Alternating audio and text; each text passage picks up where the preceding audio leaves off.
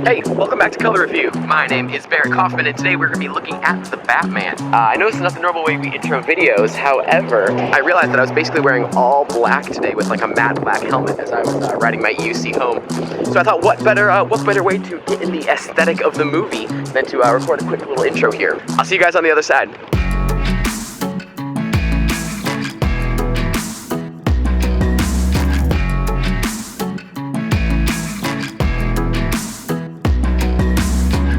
Wow. All I have to say is wow. There are some moments in this film that leave me speechless. Just iconic moments of what I would consider cinematic brilliance. So let's talk about it. What are some of those elements that really makes the Batman stand out? Let's start here on this scene from the opening of the film where the first murder happens, right? Now, a common thing that you'll see throughout the film is this idea of characters lurking in the shadows. And the problem whenever you have characters lurking in the shadows is how do you make sense of what's going on screen? Greg Fraser talked about they want people to peer into the shadows of this film, and they really use two tools to provide clarity. One is the use of silhouettes, and the second is the use of eye lights. Now this scene right here is a great illustration of why eye lights are powerful in the darkness. Because we know that the Riddler is kind of standing here. I can kind of draw a rough outline of where he's standing. The Riddler is standing there in the background, and it normally would be hard to see, but what do we have right here in the center of the frame?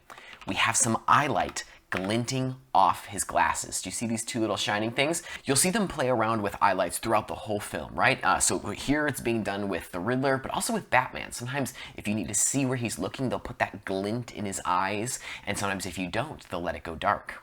Now, one of the other visual choices they make throughout the entire film is they raise the black level. So this means that nothing hits true black. This choice is meant to emulate maybe more traditional film systems where traditionally with film, you couldn't achieve perfect black, right? There was this slightly scooped black level that, in my opinion, creates a really beautiful aesthetic throughout this film. It also helps because when there's that raised black level, we have this desire to peer deeper into the shadows. It's almost like we think there's more detail than what there actually is. Another thing that I want to touch on is the texture of the visuals. And what I mean by texture is, let's look at this scene here where this speech is being given. The lenses that they chose to use for the film were some detuned anamorphic lenses. And what we mean by detuned is they aren't all perfectly sharp throughout the visual range. If we look here in the center of the image, you'll notice that it's a pretty sharp looking image, right? We're not losing a bunch of detail. But then let's start looking toward the outer edges of this image, right? Look at how kind of distorted and the fall off that's happening with their faces. And you'll notice this throughout the edges of the visuals in this film. This obviously can't be used in all types of films, but in this film, wow, did they use it beautifully. An interesting phrase that Matt used when describing this film is he wanted it to be a desaturated world, but not a desaturated film. Like, let's look at this image, right? Skin tones are pretty bleak. Like, these are not hugely punchy saturations going on. Towards the more shadow end of the image, right, things start to cool off as I pull maybe some of the darker, more black points. In the background, we have kind of this tan wall, and we do get a little bit of this sodium vapor orange that comes up throughout the film. But when you kind of look at these colors here, there's not a bunch of saturation going on. But that's not true for the whole film. I would like to introduce you to one of my favorite visual moments in the entire movie, and that's this skyscraper scene. I just can't get over the gorgeous texture that they brought into this film and the color choices that they made. So let's break this image down a little bit more, right? Batman, who's kind of in silhouette, part of the darkest of this image, the color there is just above black, so you'll see that they're not quite touching black. In the sky, we have this nice mix of kind of peach tones as well as some of the cool tones. We do get some slightly more saturated blues in kind of the background, but for the most part, it's these complementing tones between some of these peach as well as cool tones. We're also getting kind of a tip of the hat to some of the more sodium vapor, stronger oranges of the film. Now, something that you'll notice throughout this scene is there seems to be a loss of resolution, but in a very pleasant way. Like, take a look at the edges around Batman. Do you see how there's this like almost fuzzy nature to his silhouette as he's cut out? Now, this is due to something really interesting. For those of you who watched the film Dune, you remember that Greg Fraser was the cinematographer on that. And on Dune, they did a film out process. So it was shot digitally, color graded digitally, then they printed it to film and scanned it back for some texture.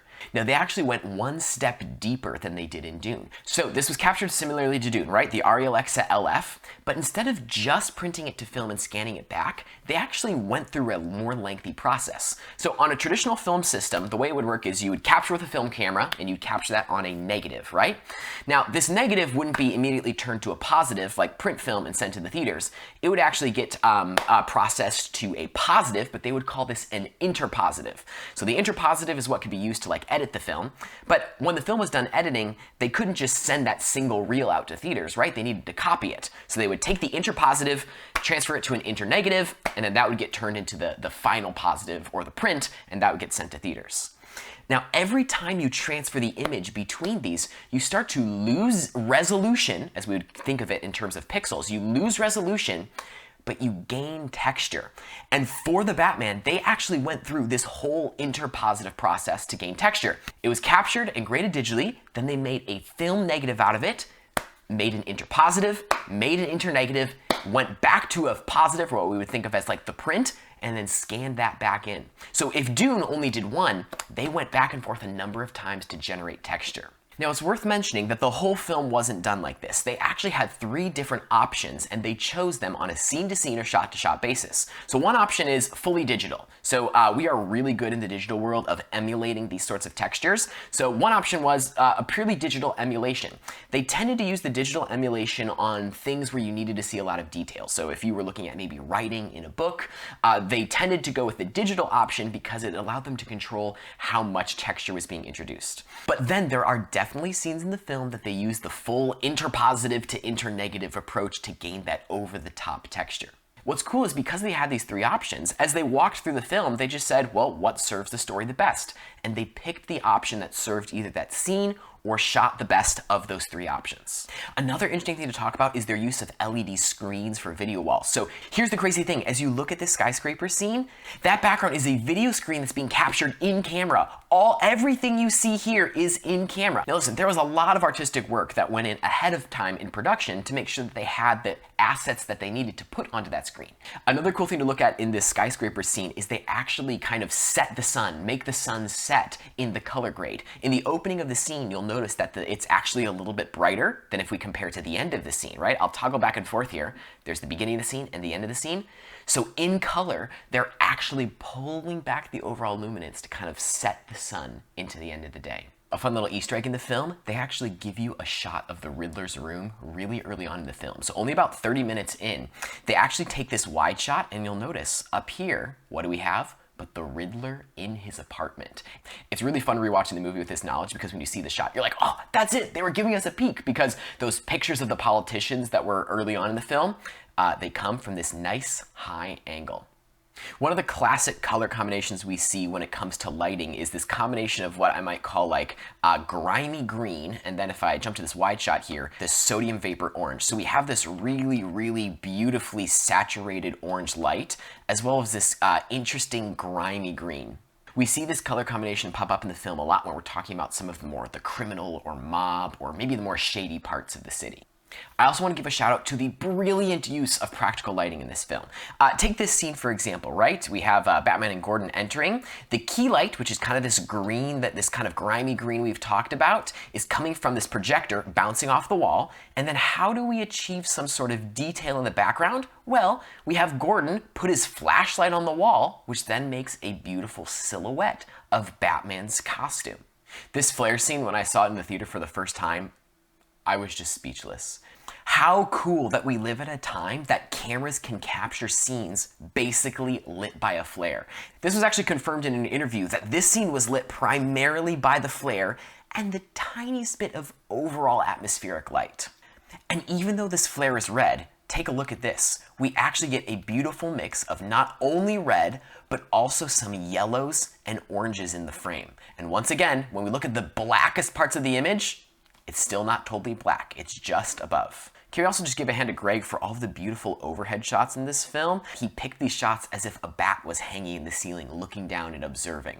all these experiments that they're running with the film out process of capturing digitally, going out to film, trying this interpositive, internegative process, we all get to benefit from this because they're spending millions of dollars to experiment. When you watch the film, you aren't really going to be able to tell what went through the film out process and what was the digital emulation, which says a lot about how far we've come in our ability to generate digital texture.